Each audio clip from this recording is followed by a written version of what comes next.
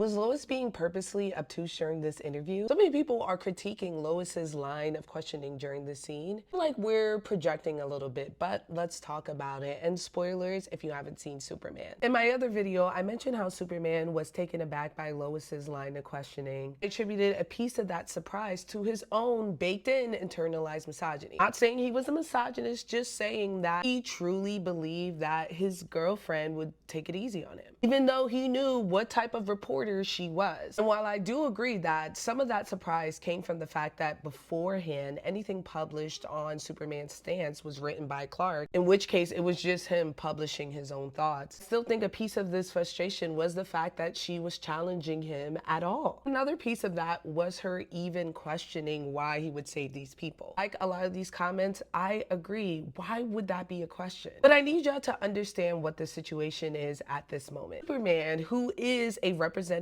of America, whether or not he's agreed to be so. The prominent colors of his uniform is blue and red. He has an American accent when he speaks, so everyone knows he's from America. And he just injected himself in the middle of a conflict and then left. And his interjection was short-sighted because that threat obviously was not real. Everyone knows that Superman doesn't kill. Everyone can see his compassion in the way that he moves. And so it's clear that Superman was thinking with his heart and not with his head. What was that interjection going to do in the long haul? Beyond create more conflict. Is it right to save human lives? Yes. But his ego clearly got in the way when he kidnapped that dictator and threatened him. That was satisfying to him, obviously. But did he really think that that was going to solve the problem, that the occupation would end right there? That's what Lois is asking. Does he have any proof to legally stop this occupation? The answer to that was no. And even after this conversation, he doesn't try to get that proof. It's Lois and the gang that sheds a light on the nefarious dealing of Baravia. And while I do agree with Superman that people die while waiting for bureaucracy, there were so many other ways that he could have handled this and made sure that people didn't die. He was being hot-headed and bold. He knew no one would challenge him because he's Superman, and that